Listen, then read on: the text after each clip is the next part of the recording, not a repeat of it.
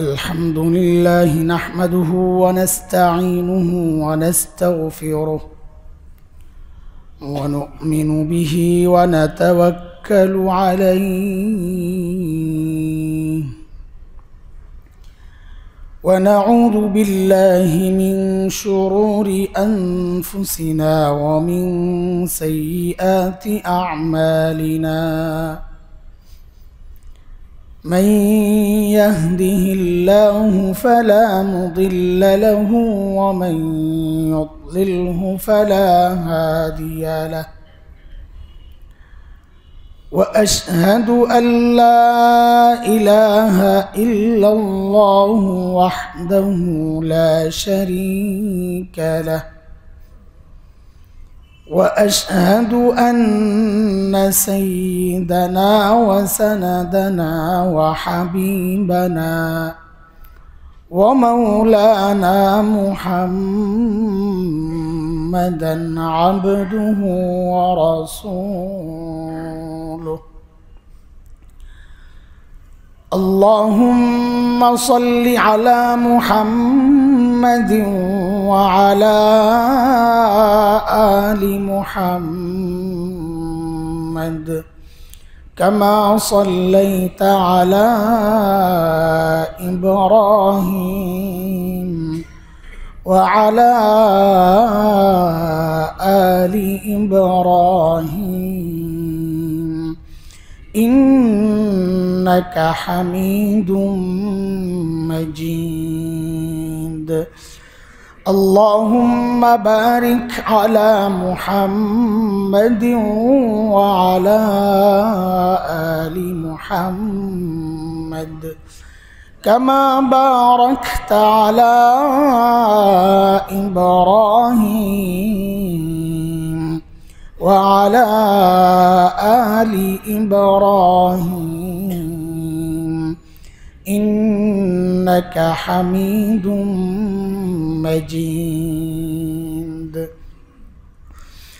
أما بعد فأعوذ بالله من الشيطان الرجيم بسم الله الرحمن الرحيم ونضع الموازين القسط ليوم القيامة فلا تظلم نفس شيئا وإن كان مثقال حبة من خردل أتينا بها وكفى بنا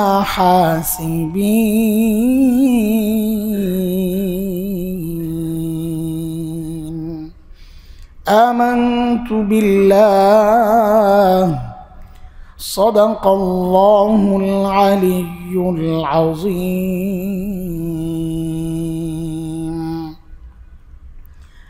محترم মুসল্লিয়ানি কিরাম গত জুমায় আমরা একই আয়াত তিলাওয়াত করেছিলাম সূরা আম্বিয়ার 47 নম্বর আয়াত যে আয়াতে আল্লাহ সুবহানাহু ওয়া তাআলা হাশরের মাঠে আমাদের আমল মাপার কথা বলেছেন যে আয়াতে যে প্রত্যেকের আমলকে মাপা হবে সেটা একটা সরিষা দানা পরিমাণও যদি হয় এটা বোঝানোর জন্য বলা মানুষের চিন্তাটা ওই পর্যন্তই এর চেয়ে ছোটও যদি হয় তাও ওঠানো হবে ছোট বুঝাইতে এই শব্দটা আনা এটাই এই পর্যন্তই শেষ না সেটা যদি অণু কণাও হয় পরিমাণ তারও ওজন হবে সেটা নেকি হোক বা গুনার কাজ হোক ভালো কাজ হোক আর গুনার কাজ হোক সমস্ত আমলই আমল নামায় যেহেতু লেখা আছে সেটার ওজন হবে তা আমরা গত জুমায় আলোচনায় এনেছিলাম যে ওজনের দিক থেকে মানুষের 4টা শ্রেণী হবে এক শ্রেণী মাপার জন্য দুই পাশেই তো দিতে হয়, তো এক পাশে নেক আমল আছে আর এক পাশে গুনাহ নাই যাদের, তাহলে মাপার সিস্টেমের মধ্যে আর আসে নাই। এই জন্য এই শ্রেণীকে আল্লাহ তাআলা বিনা হিসাবে জান্নাত দিয়ে দিবেন। সেই শ্রেণী সম্পর্কে বলেছি হযরতে আম্বিয়া আলাইহিমুস সালাতু ওয়াস সালাম, যাদের সম্পর্কে আমাদের আকীদা যে কোনো নবী কোনো গুনাহ করেন নাই। কেন করেন নাই?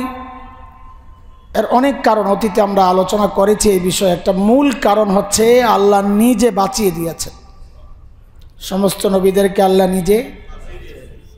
আল্লাহ নিজে রক্ষা করেছেন, গুনাহ করতে দেন নাই। কারণ নবী, সমস্ত নবী রসুল মানুষের মধ্যে হোক বা ফেরেশতাদের মধ্যে নবী নাই, রসুল আছে, মানে যাদেরকে দুধ বানায় আল্লাহ পাঠাইছেন ওই রসুল, মানে সেই রসুল আর কি। মানুষ এবং ফেরেশতাদের মধ্যে যারা রসুল, আল্লাহ বলেন এটা আমার একান্ত নির্বাচিত, আমি নির্বাচন করেছি। আল্লাহু ইয়াসতাফি মিনাল মালাইকাতি রুসুলান ওয়া মিনান নাস, এটা আমার নির্বাচিত। তো আল্লাহ যাকে নির্বাচন করেছেন তিনি গুনাহ করা মানে আল্লাহর নির্বাচনকে প্রশ্নবিদ্ধ করা। এই জন্যে আল্লাহ তাআলা সমস্ত নবীদেরকে গুনাহ থেকে বাঁচায় রাখছেন। তাদের মধ্যে গুনাহ থেকে বাঁচার যোগ্যতাও আল্লাহ দিছেন, গুনাহ করার যোগ্যতা যেমন দিছেন, গুনাহ থেকে বাঁচার যোগ্যতাও আল্লাহ দিছেন, সেটা আমাদের চেয়ে একটু বেশি। সে আলোচনায় ঢুকলে আমি আর বের হইতে পারবো না, অনেক লম্বা কথা। আল্লাহ যে বাঁচাইছেন তার একটা ছোট্ট উদাহরণ শুনি। হযরত ইউসুফ আলাইহিস সালামের কথা আমরা জানি। দুনিয়ার মধ্যে এর চেয়ে সুন্দর করে আল্লাহ কাউকে বানান নাই। সব সৌন্দর্য যা আছে দুনিয়ার আল্লাহ অর্ধেকটা দিয়ে দিয়েছেন হযরত ইউসুফ আলাইহিস সালামের মধ্যে, কিন্তু আমাদের নবী ছিলেন তার চেয়েও সুন্দর। হযরত ইউসুফ আলাইহিস সালাম ছিলেন উজ্জ্বল সুন্দর, আর আমাদের নবী ছিলেন গঠনে সুন্দর। চোখের দিকে তাকাইলে মনে হতো এর চেয়ে সুন্দর চোখ আর হইতে পারে না। হ্যাঁ, চেহারার কালার, চলা বলা, ঢং সব কিছুই সুন্দর ছিল। এই জন্য সাহাবায়ে কেরাম রিদওয়ানুল্লাহি আলাইহিম আজমাইন একদিন দেখার পর পরের দিন দেখার জন্য পাগল হয়ে থাকতেন, কখন দেখবেন। কারণ এটা নবীর চেহারার একটা অলৌকিকতা ছিল। আজকে যে দেখেছে তার কাছে যত সুন্দর লেগেছে, কালকে এসে দেখে গতকালের চার একটু সুন্দর। আমরা তো দিন দিন যাচ্ছি শেষ হইয়া। একজন বলে যে জোয়ানকালে তো কত সুন্দর লাগতো আপনার, আমি কি করবো ভাই, বয়সে আমার এক কালি মাইখা দিছে, দাঁড়িয়ে দিয়ে সাদা করে দিছে, এটা আমার কিছু করার আছে? তা আমাদের তো দিন দিন চেহারার কেমন হয়ে যায়, ঔজ্জ্বল্যতা চলে যায়। নবী আলাইহিস সালামের এমন ছিল যে দেখতো, আজকে দেখার পর কালকে আসলে দেখতো যে আগের চেয়ে সুন্দর। তার মানে পরদিন দেখার জন্য ও এমনিতেই অস্থির থাকতেন। ওই জন্যে মাঝে মধ্যে এমন হইতো যে নবী আলাইহিস সালাম যখন ঘর থেকে বের হইতেন দেখতেন অনেককে চুপচাপ দাঁড়ায় আছে, কিছু জিজ্ঞেস করবা তো কেন দাঁড়াইছ, বলে অপেক্ষায়, আপনি কখন বের হবেন একটু দেখার জন্যে। এটা আমার নবীর সাল্লাল্লাহু আলাইহি ওয়াসাল্লাম এটা মুজিজা, অলৌকিকতা। তা হযরত ইউসুফের ওই সৌন্দর্যে পাগল হয়েছে। তারই মনিব ছিলেন তখন মিশরের গভর্নর। আমরা বলি আজিজ এ মিশর, আজিজ নাম না, আজিজ মানে গভর্নর, মিশরের গভর্নর। ভাই ফ্যানটা বদল।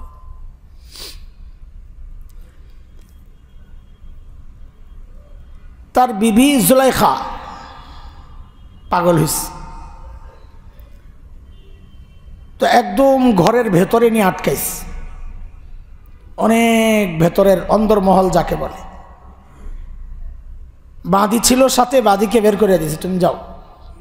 কিন্তু যাওয়ার সময় ঘরের দরজাগুলো বাহির থেকে খালি লাগাই দিবা তালা, যেন দৌড়ায় যায় খোলার ব্যবস্থাও না থাকে, চেষ্টাটাও না করে, অজনে বুঝে যে আমার আর রক্ষা নাই। তো তাই করছে বাদী, দরজা লাগাইতে লাগাইতে 7 দরজা ক্লোজ, বাহির থেকে লাগানো। তো আল্লাহ তাআলা এই প্রসঙ্গটা সূরা ইউসুফের 23 নম্বর আয়াত থেকে লম্বা আলোচনা করেছেন। আমাদের কোরআন শরীফের হিসাবে পুরা 1.5-2 পৃষ্ঠা। আল্লাহ বলেন وراودته التي هو في بيتها عن نفسه وغلقت الأبواب وقالت هيت لك قال معاذ الله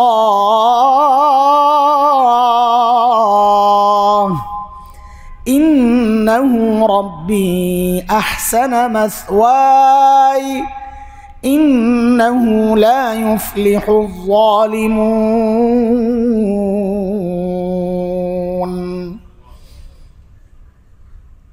ডাকতেছে হাইতালাকায় হযরত ইউসুফ সাথে সাথে আল্লাহকে ডাক দিয়েছেন মাআজ আল্লাহ আল্লাহ আমাকে বাঁচাও ডাক দিয়েছেন কাকে তো আল্লাহকে যে ডাক দিয়েছেন বাঁচানোর জন্য বাঁচাবেন কেমনে সব তো বন্ধ হযরত ইউসুফ একদম সোজা দৌড় মারছেন দরজার দিকে উনি কি বোকা দেখছেন না দরজা লাগানো তো দরজার দিকে দৌড় মারছেন যে বলে এটা হচ্ছে নবীওয়ালা ঈমান যে আমি যে আল্লাহকে ডেকেছি ওই আল্লাহ আমাকে একা ছাড়বেন না আর ওই আল্লাহর জন্য এই দরজা খোলা কোনো বিষয় না ওই ঈমানের উপর ভিত্তি করে উনি দরজার দিকে দৌড় মারছেন দরজার সামনে যাওয়ার সাথে সাথেই দরজা খুলে গেছে আমি শুধু একটু একটু করে জিজ্ঞেস করে করে যাই ফিনিশিং পরে দিব এই দরজা খুলছেন কে এটা মনে রাখেন পরের দরজা আবার খুলে গেছে পরের দরজা আবার খুলে গেছে শেষ দরজা খোলার সাথে সাথেই যায় পড়ছে গভর্নরের সামনে হাতে নাতে ধরা এই কথাটা আল্লাহ বলতেছেন ওয়াস্তাবাকাল বাব وقدت قميصه من دبر وألف يا سيدها لدى الباب قالت ما جزاء من أراد بأهلك سوء إلا أن يسجن أو عذاب أليم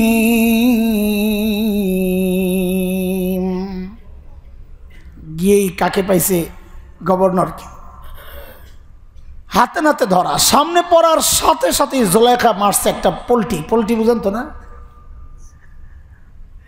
কি বলে মা জাযাউ মান আরাদা বিআহলিকা সুআ আপনার স্ত্রীর সাথে অপকর্মের চেষ্টা যে করেছে তার কি শাস্তি হওয়া উচিত আপনি বলেন বাপরে বাপ সুরের মার বড় গলা না এটা কি বলে না আপনি বলেন কি শাস্তি হওয়া উচিত তো এখন তো আজিজে মিশরের গভর্নরের কথা বলার কথা তাই না এই শাস্তি হওয়া উচিত এই শাস্তি হওয়া উচিত তাই না কিন্তু উনি বলার আগেই উনি বলতেছেন শাস্তি এটা হওয়া উচিত কেন কারণ দেখা যায় অধিকাংশই বড়দের ঘর নিয়ন্ত্রণ করে বউরা উনি যা বলে ম্যাডাম যা বলে ওইটাই তো এখানেও ম্যাডাম বলতেছে কি ইল্লা ইউসজান হয় ওরে আয়না করে ঢুকান মানে জেলখানায় আও আযাবুন আলীম অথবা রিমান্ডে নিয়ে কঠিন একটা মাইল লাগাইয়া দেন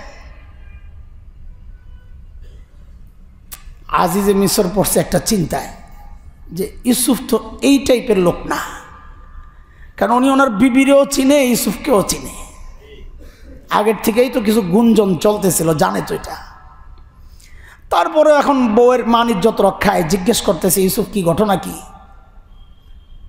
হযরত ইউসুফ আলাইহিস সালাম বলেন ক্বালা হিয়া রাওয়াদাতনি আন নাফসি আমি কিচ্ছু করি নাই যা করছে উনিই করছে তো বলে তো দলিল দাও তুমি যে করো নাই তার প্রমাণ দাও এই দেখেন আরেকটা গঞ্জাম কয়টা বলবো আপনাদেরকে এগুলো তো আমাদের ওই তাফসীর ওইভাবে বলতে গেলে অনেক সময় লাগবে আমাদের মূল পয়েন্ট থেকে আমরা সরে যাব প্রমাণ চাইছে কার কাছে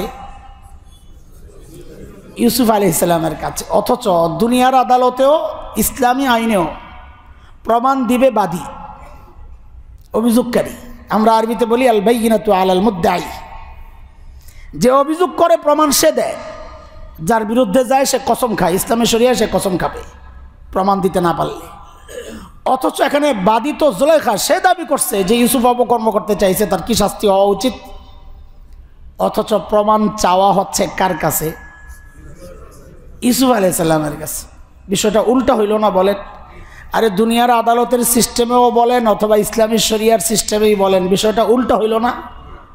উল্টা কেন হইল?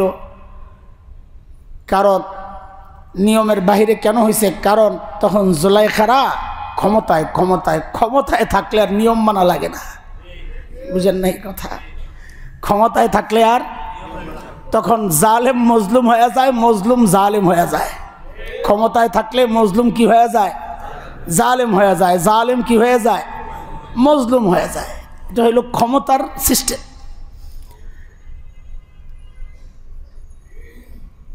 এখন ইউসুফ আলাইহিস সালাম যদি বলেন আমি কোত্থেকে দলিল দিব, কারণ ওখানে তো কেউ ছিল না, আমি কাকে প্রমাণ বাড়াবো? দরজারে না ছাদরে? কিন্তু ইউসুফ আলাইহিস সালামের বিশ্বাস ছিল, নবীওয়ালা বিশ্বাস। তিনি জানেন যে আমি যে আল্লাহকে ডেকেছি ওই আল্লাহ আমাকে একা ছাড়বেন না, দলিল একটা বানাইয়া দিয়ে আল্লাহই ব্যবস্থা করব। এর মধ্যেই কানে আসতেছিল জুলাইখার এক ফুফাতো বোন আসছিল বেড়াইতে, ওর এক বাচ্চা ছেলে। ওই ছেলেরে আল্লাহ কান্না বের করে দিচ্ছেন। এমন কান্না, কান্নার থামে না, একদম ভিতরের রুম থেকে কান্নার আওয়াজ আসতেছে। হযরত ইউসুফ আলাইহিস সালাম চিন্তা করলেন যা করে আল্লাহ, বলি যে ওই বাচ্চাটাই সাক্ষী দিবে। তো বলে ওই বাচ্চারা নিয়ে আসেন, বাচ্চা সাক্ষী দিবে। জুলাইখা তো খুশি, এবার খাইছো ধরা। অস্বীকার করতা, তোমারও দলিল নাই আমারও দলিল নাই, বেঁচে যেতাম। একটা সংশয়ে পড়ে যেত। বাচ্চারে সাক্ষী বানাইছো, বাচ্চা ভ্যাঁ ভ্যাঁ করবে, ও তো কান্নাই করবে। কিন্তু হযরত ইউসুফ জানেন আল্লাহ একটা নিষ্প্রাণ জিনিসের থেকেও আওয়াজ আসছে, এরকম আল্লাহর কুদরত। আল্লাহ চাইলে পারে। আমার একদম কথা আসতেছে কোন সিস্টেমের কারণে বলেন? এই জীব কথা বলতেছে কোন সিস্টেমের কারণে? এটা কোন বিজ্ঞানের কোন সিস্টেমের মধ্যে পড়ছে বলেন? আল্লাহ বের করতেছেন, এটাই সিস্টেম। আল্লাহ চাইলে পারে।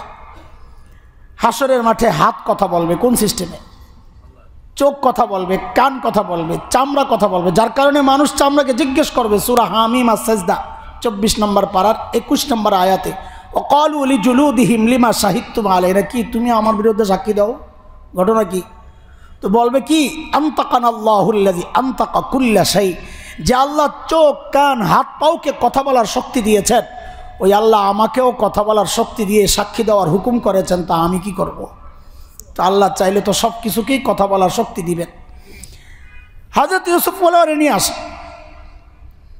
তো বাস বাচ্চারে আনা হয়েছে, ওনাগত সুবিধাই হয়েছে যে বাচ্চারে দলিল বানাইছে ভালো, ধরা খাইছে ভালো মতো, বাচ্চারে আনছে। তো বাচ্চাকে জিজ্ঞেস করা হচ্ছে এই অপরাধ কে করেছে বলো। এখন বলেন যেই বাচ্চার এখনো কথা বলার বয়স হয় নাই, সাক্ষী দেওয়ার জন্যে তো বয়স না, শুধু একটু মেচুর না হইলে সাক্ষী কেমনে দিবে, কি বুঝবে?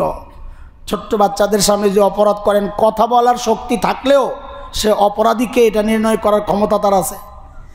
অথচ এই বাচ্চার কথা বলার শক্তি বয়সও তখন হয় নাই, তো এই বাচ্চা কি সাক্ষী দেবে? আল্লাহ তাআলা বাচ্চার জবানে কথা বের করে দিছে। এখন বাচ্চা যদি শুধু এতটুকু বলতো যে অপরাধী জুলাইখা, ইউসুফ নিরপরাধ, তাইলে হয়তো কেউ বলতে পারতো। ওই সময় জাদুর খুব চর্চা হইতো, যে ইউসুফ মনে হয় জাদু দিয়ে ওই বাচ্চার মুখ দিয়ে কথা বের করছে। এটার সুযোগও ছিল, আল্লাহ ওই রাস্তাও বন্ধ করছেন। বাচ্চাকে দিয়ে আল্লাহ কথা যে বলাইছেন, বাচ্চা খালি সাক্ষী দেয় নাই, দলিল সহ সাক্ষী দিস, প্রমাণ সহ। কি বলে বাচ্চা? ইন কানা কামিসুহু কুদ্দা মিন কুবুল ফাসাদাকাত ওয়া হুয়া মিনাল কাযিবিন ওয়া ইন কানা কামিসুহু কুদ্দা মিন দুবুর ফাকাযাবাত ওয়া হুয়া মিনাস সাদিকিন। বাচ্চা বলে কি, ইউসুফের জামাটা একটু চেক করেন। কি চেক করতে বলতেছে? ইউসুফের জামা চেক করেন। যদি দেখেন জামা সামনে দিয়া ছেঁড়া, তো মনে করবেন ইউসুফ অপরাধী, জুলাইখা নিরপরাধ। ইউসুফ ধরতে গেছে, জুলাইখা নিজেকে রক্ষা করতে যায় ইউসুফকে যে ধাক্কা ধুক্কা দিয়েছে, টানটুন পড়ছে, জামা সামনে দিয়া ছিঁড়ে গেছে। আর যদি দেখেন জামা পেছন দিয়া ছিঁড়া, তো বুঝবেন জুলাইখা অপরাধী, ইউসুফ নিরপরাধ। ইউসুফ পালাতে গেছে, জুলাইখা পেছন দিয়া ধাপা মারছে, জামা ছিঁড়ে গেছে। দেখছেন অবস্থা? এটা কি কোনো স্বাভাবিক কথাবার্তা? কি মনে হয়? হ্যাঁ, হায় আল্লাহ! যখন আজিজে মিশরের গভর্নর জামা চেক করতে গেছে, যায়া দেখে হায় আল্লাহ, ইউসুফের তো জামা পিছন দিয়া ছিঁড়া। এখন কি অবস্থা? তা আল্লাহ বলতেছেন, ফালাম্মা রাআ কামিসাহু কুদ্দা মিন দুবুর قال إنه من كيدكن إن كيدكن عظيم। জামা পেছন দিয়ে ছিঁড়ে দেখেই বলতেছে, আরে জুলাইখা, তোমাদের মহিলাদের চক্রান্ত বড় মারাত্মক। কি চক্রান্ত বড়? আপনাদেরকে একটা ছোট্ট কথা বলি, এখানে অনেকে ভুল ব্যাখ্যা দেন। আমি নিজেও শুনছি, এক জায়গায় মাহফিলে গেছি, যেদিকে আমার আগে যিনি বয়ান করতেছেন, হায় আল্লাহ, ধুমায়া মারতেছেন। আল্লাহ বলে কি বলে? ইন্না কাইদা কুন্না আজিম, তোমাদের মহিলাদের চক্রান্ত বড় মারাত্মক।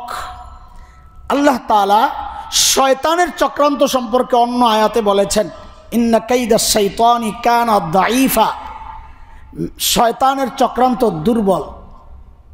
তো ওই দুইটারে একসাথে করে কি ব্যাখ্যা দিচ্ছে বসে বসে, যে মেয়েদের চক্রান্ত শয়তানের চক্রান্তেও মারাত্মক, মানে মেয়েরা শয়তানের চেয়েও খারাপ। হায় আল্লাহ, আমি বলি কি, দুই আয়াতকে পাশাপাশি রাখলে বাহ্যিকভাবে এমনটাই মনে হয়। এইটাই বড় সমস্যা। পুরা টোটাল বিষয় না জেনে এই খালি ওখান থেকে একটু এনে একসাথে করলে ঝামেলা তো লাগবেই। এই জন্যই তো আমাদের সমস্যা হয়, যে কিছু জ্ঞান অর্জন করেছে, বিশেষ করে ইন্টারনেট থেকে এমনি অমনি কিছু লইয়া এখন বড় বয়ান দিতেছে, ইসলামের মূল যে বিষয়টা না জানার কারণে উল্টাপাল্টা ব্যাখ্যা দিচ্ছে। সবটা তো বড়া লাগবে, সবটা না জানার কারণে কত যে বিভ্রান্তিকর কথাবার্তা আসে। আমরা অনেক সময় ভয়ঙ্কর কিছু না হইলে প্রতিবাদও করি না। কেন?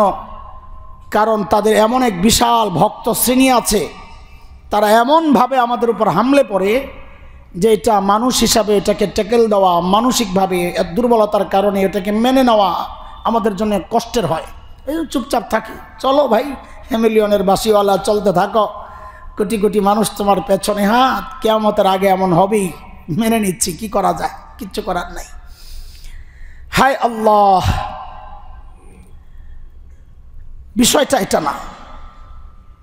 মেয়েদের ধোঁকা, মেয়েদের চক্রান্ত মারাত্মক, এটা বলা হয়েছে পুরুষের তুলনায়, শয়তানের তুলনায় না। আর শয়তানের ধোঁকা দুর্বল, এটা বলা হয়েছে আল্লাহর সামনে, মানুষের সামনে না। কথা পার্থক্য বুঝে আসছে? হ্যাঁ, বিপরীতে কে আছে ওইটা না বুঝেই খালি দুই পাশের দুইটার আইন একসাথে করে দিস। মেয়েদের চক্রান্ত শক্তিশালী, এটা কার তুলনায়? এখানে শয়তান না, মেয়েদের মোকাবেলায় কাকে আনতে হবে? পুরুষকে। আর শয়তানের চক্রান্ত দুর্বল, এটা কার মোকাবেলায়? আল্লাহর মোকাবেলায়, মানুষের মোকাবেলায় না। মানুষের মোকাবেলায় শয়তানের চক্রান্ত বড় মারাত্মক, কিন্তু আল্লাহ এমন এমন ব্যবস্থা দিয়েছেন যে ওই চক্রান্ত নস্যাৎ করা আমাদের জন্য ইজি। এই জন্যে বলা হয়েছে দুর্বল। বুঝাইতে পারছি না? আবার আপনারাও যায় ওয়াজ দিবেন যে আজকে শুনে আসছি তোমগো চক্রান্ত শয়তানের চেয়ে মারাত্মক, মানে বউরে যায় শয়তানের চেয়ে মারাত্মক বানাই দেন, আর সবাই আমাদের বিরুদ্ধে লেগে যাক। আল্লাহর নাম লয়া হুজুররা নারী অধিকারের বিরুদ্ধে আমাদের কথা বুঝবেন না, আর খালি উল্টা পাল্টা লাগাই দিবেন ফতুয়া।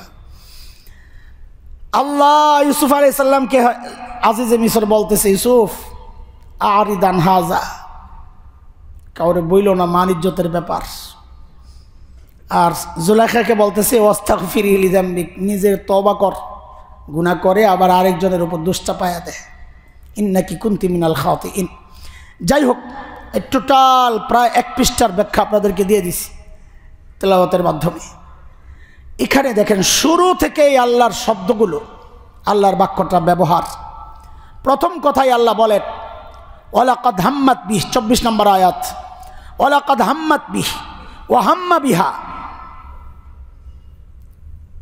জুলাইখা ইউসুফের সাথে অপকর্মের ইচ্ছা পোষণ করেছেন। ওয়া হাম্মা বিহা, ইউসুফও করত, ইউসুফও তার মানে করার যোগ্যতা ওই যে পিছনে বলে আসছি নবীরা নিষ্পাপ, এর মানে এটা না গুনাহ করার যোগ্যতা ছিল না, ছিল, করেন নাই। কেন? ওই আল্লাহ বলতেছেন ওয়াহাম্মা বিহা লাউলা আর রাআ বুরহানা রাব্বি, যদি ইউসুফের সামনে শরীয়ত না থাকতো। কোন মুফাসসির লেখেন এখানে প্রমাণ মানে হচ্ছে হযরত ইউসুফ দেখেন ছাদের মধ্যে বাবা ইয়াকুব আলাইহিস সালামের ছবি ভেসে উঠছে। হযরত ইয়াকুব আঙ্গুল কাটতেছিলেন এই দাঁতের মাঝখানে দিয়ে, মানে ইন্নারি কি করো, এটা দেখে ইউসুফের যে ইচ্ছা জাগার যে একটা সম্ভাবনা মানুষ হিসাবে ছিল ওইটাও চলে গেছে। তো এই যে ভাসাইছেন কে? খালি তুরকু খেয়াল রাখেন। এরপরে আল্লাহ বলতেছেন ইউসুফ নিজ যোগ্যতায় বাঁচে নাই। হ্যাঁ, বাস্তব যোগ্যতা ছিল, কিন্তু এখানে আমার ইচ্ছাটা কাজ করেছে। আল্লাহ বলতেছেন কাযালিকা লিনাসরিফা আনহু সুআ ওয়াল ফাহশা, আমি এইভাবে ইউসুফকে অন্যায় অশ্লীল কাজ থেকে বাঁচাইয়া দিছি। তো বাঁচাইছেন কে? দরজা খুলছেন কে? বাচ্চার মুখ দিয়ে কথা বের করছেন কে? কথাও আবার প্রমাণ সহ বের করছেন কে? সব কিছু আল্লাহ করছেন কার জন্যে? একজন নবীর জন্যে। তার মানে হচ্ছে নবীদেরকে গুনাহ থেকে বাঁচাইছেন কে? আল্লাহ। এটা একটা মৌলিক কারণ, আরো দুইটা মৌলিক কারণ আছে, আমি ওদিকে যাব না আজকে। তাহলে কোন নবী জিন্দগিতে কোনো গুনাহ, দেখেন এই জায়গায় কোনো আকীদার কোনো একটু হেরফের হইলেই আপনি আল্লাহর নির্বাচনকে প্রশ্নবিদ্ধ করবেন। আল্লাহ আমাদেরকে মাফ করেন। তাহলে এক শ্রেণী আমরা পেয়েছি যারা বিনা হিসাবে, ঠিক উল্টা, আমরা এটা আলোচনা হয়ে গেছে গত সপ্তাহে, ঠিক উল্টা হচ্ছে কাফের শ্রেণী, মুরতাদ শ্রেণী, যাদের গুনার পাল্লায় তো গুনাহ আছে কিন্তু নেকির পাল্লা শূন্য, নেকির পাল্লা শূন্য না থাকাতে তাদের সম্পর্কে আল্লাহর কথা ফালা নুকিমু লাহুম ইয়াউমাল কিয়ামাতি ওয়াজনা, আমি তাদের আমল ওজন করব না, বাদ, এরাও বিনা হিসাবে জাহান্নাম। দুই শ্রেণী যাওয়ার পর আমাদের বাকি রইল কয় শ্রেণী? ওই পর্যন্ত আমরা এসে ঠেকেছিলাম গত জুমায়। সেই দুই শ্রেণীর কোনো এক শ্রেণীর মধ্যে আমাদেরকে পড়তে হইতে পারে, এর সম্ভাবনাই বেশি। ইনশাআল্লাহ আমরা বিনা হিসাবে জাহান্নামী হব এমন অবস্থাও বাহ্যিকভাবে মনে হচ্ছে না। আবার বিনা হিসাবে জান্নাতে যাব আশা তো করি, কিন্তু সেই ভরসাও তো পাচ্ছি না, কারণ নিজের আমলের উপর কোনো ভরসা নাই আমাদের। ভরসা একটাই, আল্লাহ যদি দয়া করে ওই যে 70,000-এর কোনো এক গ্রুপে যদি ঢুকাইয়া দেয়, 70,000 গ্রুপ হবে না, 70,000 তো এমনিই যাবে, আবার ওই 70,000 আরও 70,000 করে, মানে গ্রুপ হবে 70,000, প্রত্যেক গ্রুপে 70,000 গ্রুপ হবে 70,000, প্রত্যেক গ্রুপে 70,000 এই উম্মতের আল্লাহ দিয়ে দিবেন। খালি আশা এতটুকু, আল্লাহ আমলের দিকে তাকাইলে আমরা ওই 70 লাখের গ্রুপের মধ্যে পড়ার কথা না, আপনার রহমত দিয়ে যদি 70,000-এর মধ্যে ঢুকাইয়া দেন আমরা বেঁচে যাই। এটা তো হচ্ছে আশার কথা, কিন্তু নিয়মের কথাটা আগে আমরা বলি, আমাদের মাথায় থাকবে নিয়মের কথা, বুঝে আসছে না? আল্লাহর রহমত দিয়ে আল্লাহ আমাকে ছেড়ে দিতে পারেন, এটা নিয়মের কথা না, এটা নিয়মের কথা না, এটা ছাড়লে আল্লাহ নিয়মের ঊর্ধ্বে ওঠে, আল্লাহ এটা করবেন। এই জন্যই আল্লাহ হাসরের মাঠে বিচার করবেন কে?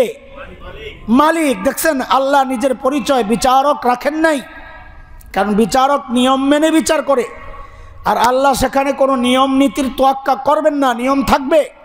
আল্লাহ চাইলে নিয়ম মানবেন, চাইলে নিয়ম মানবেন না, এটা আল্লাহর ইচ্ছা। এই জন্য আল্লাহ নিজেকে মালিক ইয়াউমিদ্দিন বলেছেন, আমি বিচার দিবসের মালিক। মালিকের কোনো নিয়ম মানতে হয় না, মালিক যা ইচ্ছা তাই করবে।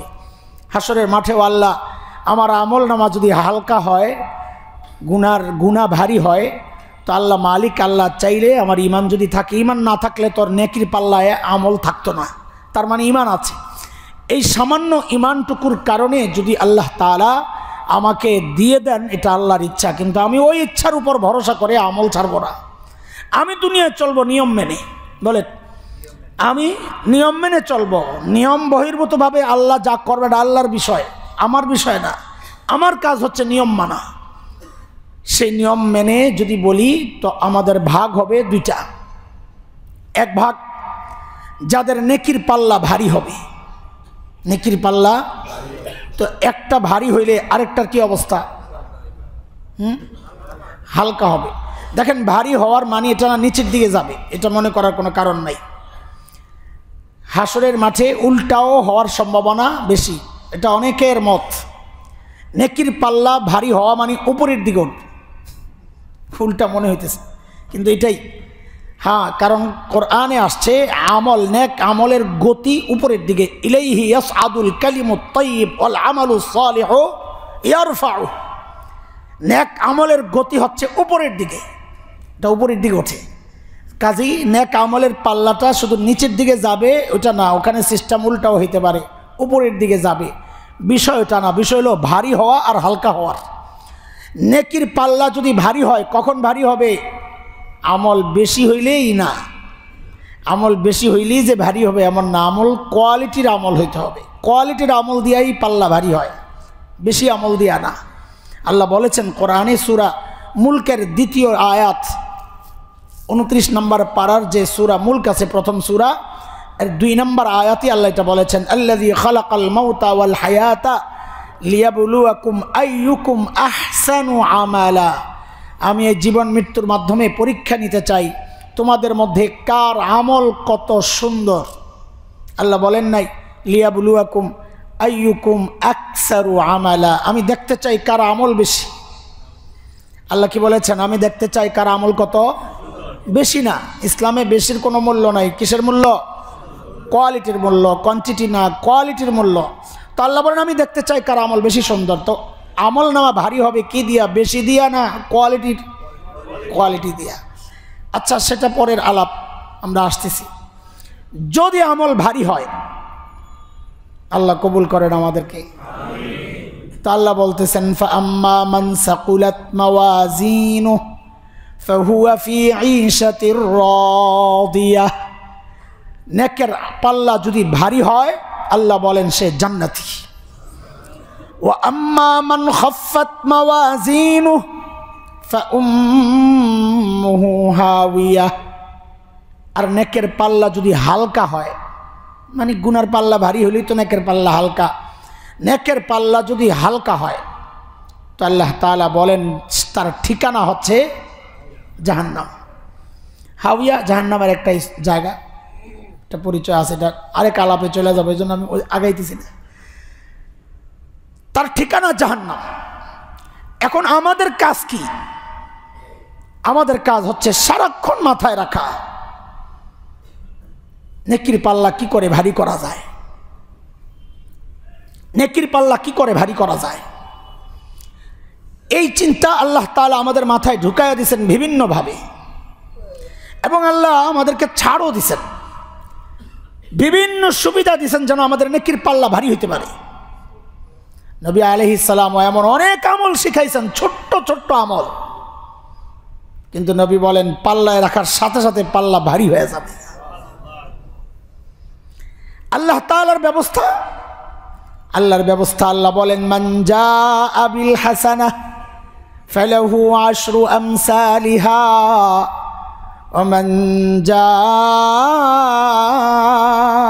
জাআ বিস সাইয়্যাহ ফালা ইউজজা ইল্লা মিসলাহা ওয়া হুম লা ইউজলামুন। নেকি বান্দা করবে একটা, আমি আমলনামায় উঠায়া দিব 10টা। পাল্লা ভারী করার আল্লাহ প্রদত্ত একটা সিস্টেম, এটা অটোমেটিক। সেটা বাড়তে বাড়তে 700 গুণ পর্যন্ত হইতে পারে। পাল্লা ভারী করার আল্লাহর অনেক ব্যবস্থা আছে। আল্লাহর ব্যবস্থা শুধু আছে না, আসতেছে লং টাইম। আল্লাহ একটা ব্যবস্থা রাখতেছেন, সেটা হচ্ছে রমজান চলে আসছে। বাতাস লাগতেছে না? আজকে রজবের 23 তারিখ না? অপেক্ষা আছিলেন মেরাজের ওয়াজ করব না? হ্যাঁ, আমি জানি কত জায়গায় চলতেছে। আমরা তো বিভিন্ন মাহফিলে যাই, তো আমাদের আগে পরে অনেকে বয়ান করে না, তো যাই শুনতেছি চলতেছে মেরাজের কিস্সা, মুখস্থ চলতেছে আল্লাহর নাম লয়ে। মাশাআল্লাহ, ভালো। আমরা কয়েকটা ওয়াজ করতে বড় মজা পাই আমরা, আমি বলি নাই কিন্তু আমরা। সেটা হচ্ছে মেরাজ, মুহররম। হ্যাঁ, এই কি মজা পায় পাবলিক, সুবহানাল্লাহ। কানতে কানতে শেষ। মুহররমের ওয়াজ শুই না, মাস চলতেছে জিলহজ, ওয়াজ চলতেছে, পাবলিক কান্দানো দরকার। মাস কোনটা চলতেছে এটা আমার জানার দরকার কি? সামনে রমজান মাস, ওই আলোচনা নাই, কিচ্ছা চলতেছে মুহররমের। এক আল্লাহর ব্যাপারে তো গল্পই শুনছি যে ওয়াজ শিখছেই মুহররমের, শিখছেই, যেখানে যায় খালি মুহররমের ওয়াজ শোনায় দেয়। শিখছে কই থেকে? বিষাদ সিন্ধু পইরা। কি পড়ে? মুহররমের আশুরার ইতিহাস শিখছে কোত্থেকে? বিষাদ সিন্ধু, মীর মোশাররফের বিষাদ সিন্ধু। ওই বেটা বলছেন এটা একটা উপন্যাস, এটা ইতিহাস না। ইতিহাসের আলোকে একটা উপন্যাস। উপন্যাস মানে কিছু লবণ মরিচ মাখায়া মাখায়া ইতিহাস বিকৃত করাই হচ্ছে উপন্যাস।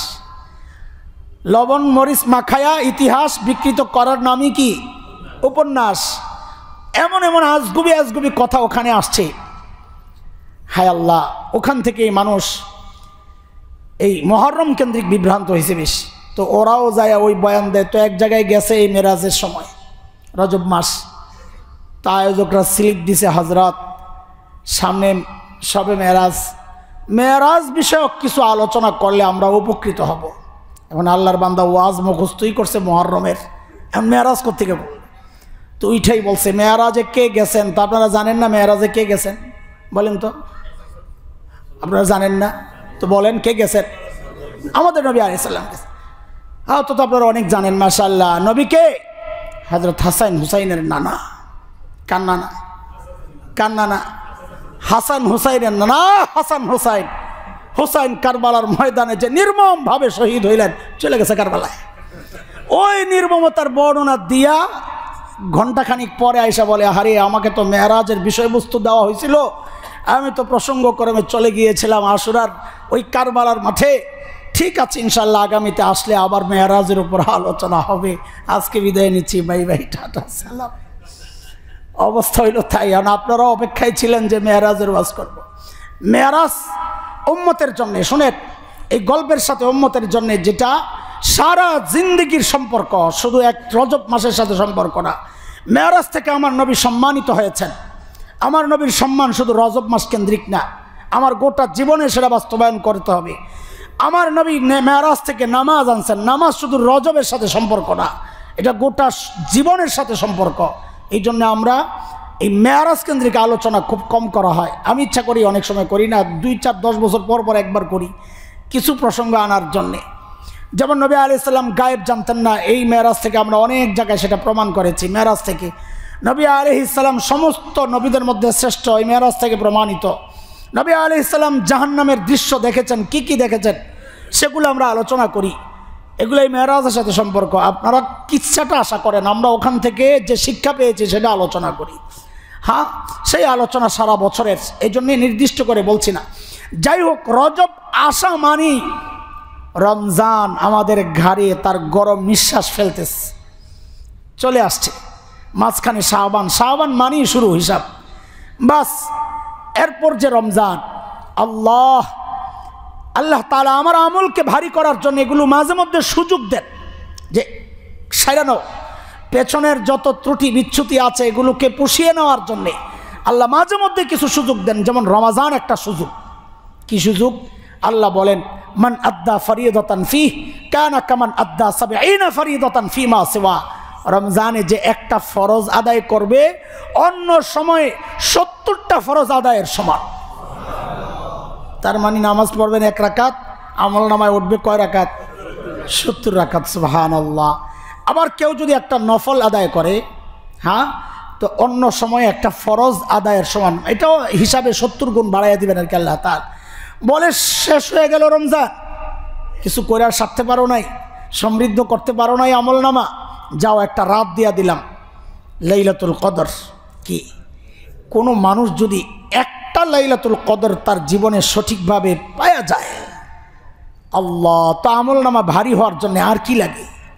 কত লাইলাতুল কদরের দাম কত বলেন? 1000 মাসের চেয়েও। 1000 মাস মানে কত? এই যে এই যে এই যে এই যে মানা করছি বারবার, 83 বছর হিসাব করেন না, কইরা ঠইগেন না। 83 বছর হিসাব করেই তো আমরা ঠকতেছি। আল্লাহ বলতেছেন খাইর, 1000 মাসের চেয়ে বেশি দামি। 1000 মাসের চেয়ে বেশি মানে কত বেশি? প্রত্যেক বেশির একটা জায়গা আছে, ব্যক্তিকে তার হিসাবে বেশির মর্যাদা নির্ণয় হয়। আপনি ধরেন রাস্তায় একটা ফকির আপনার সাথে দেখা করছে, এই কালকে একবার আসবা, তোমারে অনেক কিছু দিব। তার অনেক কিছু আপনার কাছে হাসির কারণ, নিজে ভিক্ষা করে খায়, আমাকে অনেক কিছু দিবে। এই কথাই যদি আপনাকে দুনিয়ার সেরা ধনী যে আছে সে যদি আপনাকে বলে এই কালকে তুমি দেখা করো, আমি তোমাকে অনেক কিছু দিব, আপনাদের ইমান তো অনেক মজবুত, আমি তো দুর্বল ইমানওয়ালা, আমি আর সারা রাত ঘুমাইতাম না, কি জানি পাইতেছি আল্লাহ জানে। তার অনেকের মর্যাদা এত বেশি কেন হইল? যে ব্যক্তি বড়, অনেকও দুনিয়ার দিক থেকে তার অনেকও অনেক, ফকির মানুষ দুনিয়ার দিক থেকে তার অনেক কম, কেন? তিনি ব্যক্তিও দুনিয়ার দিক থেকে দুর্বল। আল্লাহ বলতেছেন আল্লাহ হাজার মাসের চেয়েও বেশি দামি। বলে বেশি কত বলেন? তো আল্লাহ অন্য হাদিসে, আল্লাহ হাদিসে কুদসি আল্লাহ বলেছেন আনা বিজন্নি আবদি বি, আমাকে নিয়ে আমার বান্দা যা চিন্তা করে আমি তাই। এখন বেশির মর্যাদা বেশি কত আপনি নিজে থেকে লেখেন। এখন আপনি এমন বোকা যে আপনি 83 বছর লেখা একটা ফায়সালা দিয়ে দিয়েছেন যে আমার 83 বছর হইলেই চলবে, আমার চলবে না। আমাকে যদি বলে তোর কত বেশি লাগবে, বলে যত বেশি হইলে জান্নাতে যাইতে পারো, হিসাব সোজা। বলেন না, বলে কত বেশি? হ্যাঁ, যত বেশি হলে জাহান্নাম থেকে বাঁচবো, জান্নাতে বাস, আমার অত বেশি হইলেই চলবে। এখন কত দিয়ে আপনি আমার জান্নাতে ঢুকাইবেন আপনার বিষয়, আমার টিকিট দরকার, টিকিট কয় টাকার দাম নেবেন এটা আপনার ব্যাপার। আরে বুঝেন না এই কথা? আমার জান্নাতের কি দরকার? আমাদের বড়রা আল্লাহর কাছে এইভাবে দোয়া করতেন, আল্লাহ জান্নাতে কিচ্ছু লাগবে না, তো কি জন্যে যাইবা? বলে আপনার নেককার বান্দাদের জুতা ঠিক করবো, এইভাবে দোয়া করতেন। নিজে কিন্তু জানে জান্নাতে জুতা ঠিক করার জন্য বহু খাদেম আছে, আমার দরকার নাই, কিন্তু তারপরে এই দোয়া করতেন কেন? খালি একবার ঢুকাইয়া দেন না, জানি তো ভিতরে গেলে কি আছে। আমাদের নবী তো বলেছেন কমপক্ষে 10 দুনিয়া, এটা হচ্ছে কমপক্ষে, যার শুধু ইমানটা আছে আর কিচ্ছু নাই, সে কত পাবে? এইরকম 10 দুনিয়ার সমান পাবে। তো আপনি আমার জুতা ঠিক করার জন্য ঢুকাইলেও তো 10 দুনিয়া পাবো, সমস্যা নাই, লাগে জুতা ঠিক করুন, দুনিয়া তো 10টা পাইলাম। হ্যাঁ, ওই যে মাঝে মধ্যে মসজিদের নির্মাণের ব্যাপারে আসলে বলি যে ভাই হাদিসে আসছে কেউ মসজিদ বানাইলে আল্লাহ জান্নাতে ঘর বানাইয়া দেন, তা আপনার তৌফিক নাই মসজিদ বানানোর, ঠিক আছে রাখেন না, আপনি একটা ইট দেন। এক ইট দিলে কি আর বাড়ি পাওয়া যাইব? বাড়ির দরকার কি? আপনি হাসরের মাঠে যায় আল্লাহর সামনে বলবেন আল্লাহ মসজিদ বানাইতে পারি নাই, আমি জানি আপনি আমার বাড়িও দিবেন না, হিসাব তো আগের থেকে ঠিক করা আছে, ঠিক আছে আমার বাড়িও লাগবো না, আমার ইটটা আমারে ফেরত দিয়ে দেন। ফেরতের সিস্টেম হলো জান্নাত। আরে বলেন না, আখিরাতের ফেরতের সিস্টেম কি? তো এক ইট ফেরত দিতে তো জান্নাতে কোনো রকম ঢুকাইতে হবে, তাই না? আরে জান্নাতে ঢুকার সিস্টেম আছে, বের হওয়ার সিস্টেম নাই। এক ইট লইয়া যান গা, যদি আল্লাহ জিজ্ঞেস করে এক ইট দিয়ে তুই কি করবি, বলে জান্নাতের ফুটপাতে মাথায় দিয়া ঘুমাম, আপনার সমস্যা আছে বলে? হ্যাঁ, আল্লাহু আকবার। আর আল্লাহ কত সুযোগ রাখছেন আমাদের জন্য, কেন বান্দা খালি আমল নামাটা একটু ভারী করে আয়, আমল নামা ভারী করে আসো। আমাদের নবীও আমাদের সাল্লাল্লাহু আলাইহি ওয়াসাল্লাম আমাদের উপর এত দয়া করছেন, কি দয়া, এত এত সুন্দর সুন্দর আমল শিখাইছেন, অল্প আমল, কিন্তু নবী সারা আল্লাহর চাওয়া, আল্লাহ কি চায় বান্দার কাছে সব একসাথে করে ছোট্ট একটা আমল বানাইছেন, বানায় তুই এটা পড়, কাজ হয়ে যাবে। তো কি করছেন নবী আলাইহিস সালাম? ছোট্ট একটা তাসবিহ শিখাইছেন। বুখারী শরীফের শেষ হাদিস আমরা পড়ি, এই যে আয়াতটা পড়ছি এটাও ইমাম বুখারী শেষ আনছেন। শেষ হাদিসটা হইল একটা তাসবিহ আছে, মাত্র 2টা কথা, কিন্তু আল্লাহ রহমানের কাছে এত প্রিয়, উচ্চারণ করাও সোজা, এত কঠিন বিষয় না, কিন্তু আমল নামায় রাখলে সাথে সাথে পাল্লা ভারী হয়ে যাবে। আচ্ছা, এত সুযোগ থাকার সত্ত্বেও যদি আমরা না করি, আমাদের দুর্ভাগ্য না? বলেন, আল্লাহ আমাদেরকে মাফ করেন। সেই তাসবিহগুলা কি পড়েন তো আমার সাথে? সুবহানাল্লাহি ওয়া বিহামদিহি, সুবহানাল্লাহিল আযীম, সুবহানাল্লাহি ওয়া বিহামদিহি, সুবহানাল্লাহিল আযীম। এটারে নেকির পাল্লায় রাখলে নেকির পাল্লা কি হবে? হ্যাঁ, নবী বলেন রাখ। গুনার পাল্লারে হালকা করলেও তো অটোমেটিক নেকির পাল্লা ভারী হয়ে যাবে, তা না? বুঝেন না এই কথা? গুনার পাল্লাকে যদি হালকা করেন তো অটোমেটিক নেকির পাল্লা ভারী হয়ে, একটা হালকা হইলে আরেকটা কি হবে? তো নবী বলেন এটারে ভারী করবা, ওইটারও পাতলা করার ব্যবস্থা একটা দিই, চলো। বলে কি? বলে ওই যে সুবহানাল্লাহি ওয়া বিহামদিহির অর্ধেক, সুবহানাল্লাহি ওয়া বিহামদিহি, বাস এটুক। বলে প্রতিদিন 100 বার পড়বা। পড়লে ওই যে নেকির পাল্লায় গুনাহ যা আছে তা যদি সমুদ্রের ফেনা পরিমাণও হয় তো আল্লাহ ওই সব গুনাহ আল্লাহ মুছা দিবেন। হইল নেকির পাল্লা খালি, দেখছেন অবস্থা, ওই ছোট্ট ছোট্ট কথা, অথচ গুনার পাল্লা ভারী, অর্ধেক দিয়া নেকির পাল্লা হালকা। কিন্তু বলে রিপোর্ট নিলে দেখা যাবে গত 1 সপ্তাহে, আরে গত তো গতই, এই যে আজকে বললাম, আগামী জুমায় তালাশ করলে দেখা যাবে যে 1 সপ্তাহের মধ্যে একজন মানুষও এরকম পাওয়া যাচ্ছে না। আল্লাহ মাফ করুক, এটা বলতেছি যেন পাওয়া যায়, যে একজন মানুষও পাওয়া যাচ্ছে না যে সারা সপ্তাহে মিল্লা সুবহানাল্লাহি ওয়া বিহামদিহি সুবহানাল্লাহিল আযীম একবার পড়েছে আর সুবহানাল্লাহি ওয়া বিহামদিহি 100 বার পড়েছে। একজন মানুষও পাওয়া যাবে না, নাকি পাওয়া যাবে ইনশাআল্লাহ? ইনশাআল্লাহ বলেন ইনশাআল্লাহ পড়বো আমরা। আল্লাহ কবুল করো। আমার অনেক খুশি লাগতেছে, কেন জানেন? একটা ধান্দা আছে আমার, আপনারা পড়লে এটা আবার কপি হইয়া আমার আমল নামায় চলে, আবার আপনি আরেকজনকে যাইয়া বলেন ঘরে, এই এগুলো পড়ো পড়ো, তো ওনারা পড়লে ওনাদের আমলের কপিও কইরা আল্লাহ পেস্ট করবেন আপনার আমল নামায়। কপি পেস্ট করে না, টিপ দিয়ে নিয়েই বাঁচতে পেরে, সুবহানাল্লাহ। কিন্তু যদি না আমল নামার পাল্লা, আমল নেকির পাল্লা যদি না হালকা হয়ে যায়, আল্লাহ মাফ করেন, গুনার পাল্লা ভারী, তো আল্লাহ বলবেন বিচার ওইটাই যথেষ্ট, আমার ফয়সালা দেওয়া লাগবে না, তোমার আমল নামা তুমি পড়ো। কত দেন দেন আমল নামা পড়ি। তো আল্লাহ থেকে আওয়াজ আসবে, বলা হবে বাম হাত দাও, বাম হাত দেন। এইভাবে না তো কিভাবে? সামনে দিয়ে কলিজা ছিদ্র করে পেছনে নিয়ে যাও, কলিজা ছিদ্র করে হাত পেছনে, এখন চোখ তো সামনে, দেখা তো যায় না। তো ফেরেশতাদেরকে হুকুম করা হবে আর ঘাটটারে মটকায়া দাও। ঘাড় মটকায়া দিবে, পেছন দিকে তাকায়া আমল নামা দেখাই দিবে একটা চিৎকার, এটা কি? মালি হাজাল কিতাব লা ইউগাদিরু সাগীরা ওয়ালা কাবীরা ইল্লা আহসাহা। এটা কেমন আমল নামা? আমার একটা ছোট গুনাহও ছোটে নাই, বড় গুনাহও ছোটে নাই। আল্লাহ বলবেন আমি বলি নাই সরিষার দানাও ওঠাবো? বলি নাই? তো এখন এই আমল নামা হাতে নিয়ে কানবে আর বলবে ইয়া লাইতানি লাম উতা কিতাবিয়া, আরে আমল নামা যদি আমারে না দেওয়া হইতো, আমি তো জানি না এখন আমার হিসাব কি হবে।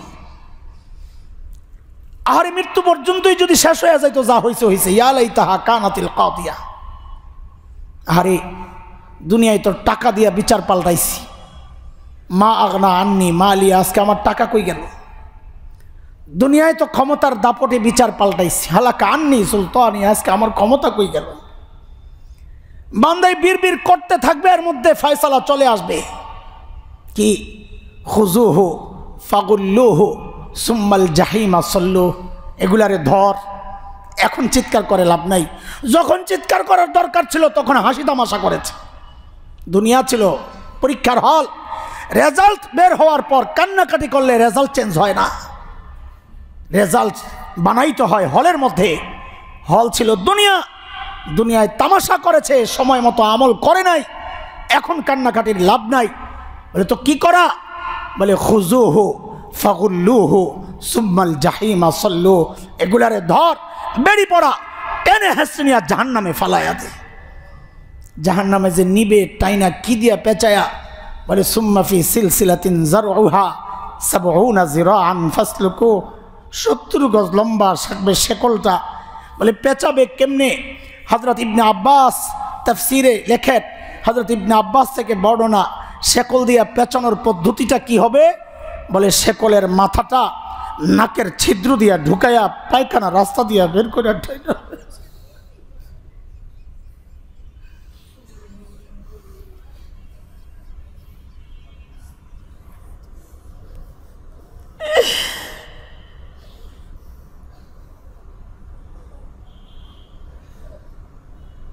লা হাওলা ওয়ালা কুওয়াতা ইল্লা বিল্লাহিল আলিয়্যিল আযীম।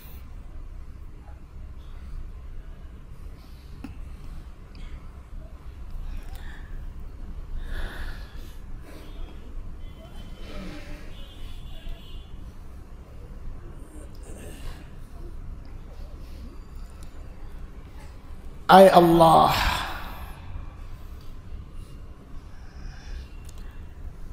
ও ভাই, এই মুসিবতে যেন পড়তে না হয় এই জন্যে আল্লাহ তাআলা আমাদেরকে কতভাবে সতর্ক করেছেন, বাঁচানোর জন্য কত রকমের রাস্তা আমার সামনে রাখছেন, সময় দিছেন, যেই সময়ে করো দাম বাড়াইয়া দিব, এই কাজ করো নবী বলেছেন দাম বাড়াইয়া দিব, আমলনামা ভারী করার কত কত পদ্ধতি, আবার গুনার পাল্লা খালি করার জন্যেও কত পদ্ধতি রাখছেন। বান্দাকে মাফ করার জন্য নিজের একটা সুন্দর নাম বানায় রাখছেন, গফফার। কি নাম রাখছেন? গফফার হচ্ছে আমাদের ভরসার শেষ ঠিকানা, গফফার হচ্ছে আমাদের আশা আকাঙ্ক্ষার শেষ ঠিকানা। বলে কেন? বলে গফফার মানি চিন্তা করলেই তো বুঝবেন কেন, হাদিস কি বলে। বলে গফফারের ভাব অর্থ দুনিয়ার সবাই অপরাধীকে খুঁজে শাস্তি দেওয়ার জন্যে। কিসের জন্যে? কিসের জন্যে? দুনিয়ার সবাই অপরাধী খুঁজে শাস্তি দেওয়ার জন্যে। এমনকি সন্তান অপরাধ করলেও মা বাবা খোঁজেন শাস্তি দেওয়ার জন্যে। আর গফফার ওই সত্তা, ওই জাত যিনি অপরাধী খুঁজেন মাফ করার জন্যে। প্রতি রাতে শেষ রাতে এসে ডাকতে থাকেন, আলা মিন মুস্তাগফিরিন ফাগফির লাহ। এই গুনাহ করে ফেলছস না? কে কে করছস? আয় গুনাহ করছস কে? আয় আয়, আমি আসছি তোরে মাফ করতে, তুই মাফ চা, আমি মাফ করে দিব। বলে আল্লাহ মাফ করবেন কত? জবাব আসতেছে, বান্দা গুনাহ করছো যত। বলে কত? বলে যত। বলে কত? বলে যত। যতেরও তো একটা সীমা আছে। বলে কোনো সীমা নাই। দুনিয়া একটা জিনিসের সীমা আমরা বুঝি না, আকাশ। বিজ্ঞানীরা আবিষ্কার এখনো করতে পারে নাই, অনুমানও করতে পারে নাই আকাশ কত দূর। তা আল্লাহ ওইটারই সীমা বানায় বলতেছে, তোমার চিন্তার সীমা যে পর্যন্ত কল্পনাও করতে পারো না। গুনাহ ভরতে ভরতে ভরতে ভরতে তোমার সারা দুনিয়া ভরে যদি আসমান পর্যন্ত যায়া লাগে, লাউবালি, আমার কোনো পরোয়া নাই, তুমি খালি বলো আল্লাহ আমি ভুল করছি, আমারে মাফ করে দেন, আমি সাথে সাথে সব গুনাহ মুছা দিব। বলেন তো, নেকির পাল্লা ভারী করার এত সুবর্ণ সুযোগ, গুনার পাল্লা খালি শূন্য না, আরে কম না, হালকা না, শূন্য করার সুযোগ আছে, শূন্য করার। আমার আপনার জন্যও বিনা হিসাবে জান্নাতে যাওয়ার রাস্তা খোলা। আমি সেই রাস্তায় না গিয়ে বন্ধ রাস্তার দিকে আগাইলে কে আমাকে আটকাবে? বিনা হিসাবে ওই রাস্তা দিয়ে গেলে বিনা হিসাবে জান্নাত যাও। এখন আমি ওদিকে না গিয়ে এদিক দিয়ে গেলাম যেখানে হিসাব দেওয়া লাগবে, তো দুষ্কার। আল্লাহ তো রাখছেন দরজা, যে ওই দরজা দিয়ে যাও বিনা হিসাবে জান্নাত। বলে ওই দরজা কোনটা? বলে তওবা করে গুনাহগুলারে পরিষ্কার করাও, তো ওই দরজা দিয়ে যাওয়ার সুযোগ তুমি পাওয়া যাবা। ওই দরজায় যাওয়াই মানে বিনা হিসাবে জান্নাত। আল্লাহ তাআলা আমাদের আমল নামাকে সমৃদ্ধ করার, গুনার পাল্লা হালকা না শুধু শূন্য করার তৌফিক দান করেন। সুযোগ আমাদের জন্যে এখন অনবরত সুযোগ আসতেই থাকবে, আসতেই থাকবে। কোনো সুযোগ যেন আমরা হাতছাড়া না করি, সতর্ক থাকতে হবে ইনশাআল্লাহ তাআলা। আজকে রজবের 23 তারিখ হয়ে গেছে, আর এক সপ্তাহ গেলেই তো শাবান ঢুকে যাবে। শাবান মানেই হচ্ছে রমজানের ছোঁয়া পাওয়া গেছে, যার কারণে নবী আলাইহিস সালাম সবচেয়ে বেশি নফল রোজা রাখতেন শাবানে, সবচেয়ে বেশি। আমরা এখন থেকে এই সুন্নতের যে রোজাগুলো সোম, বৃহস্পতি, 13, 14, 15 এগুলো তো অবশ্যই রাখবো ইনশাআল্লাহ। শাবানের একদম শুরু থেকে শেষ পর্যন্ত 2-3 দিন বাদ দিয়ে আমরা চেষ্টা করব বেশি বেশি নফল রোজা রাখতে ইনশাআল্লাহ তাআলা। তো আমাদের আমল নামা সমৃদ্ধ হবে, ভারী হবে, গুনার পাল্লা হালকা হবে এবং কখনো হতে পারে শূন্য হয়ে যাবে ইনশাআল্লাহ তাআলা। আল্লাহ কবুল করেন, আমিন। ওয়া আখিরু দাওয়ানা আলহামদুলিল্লাহি রাব্বিল আলামিন।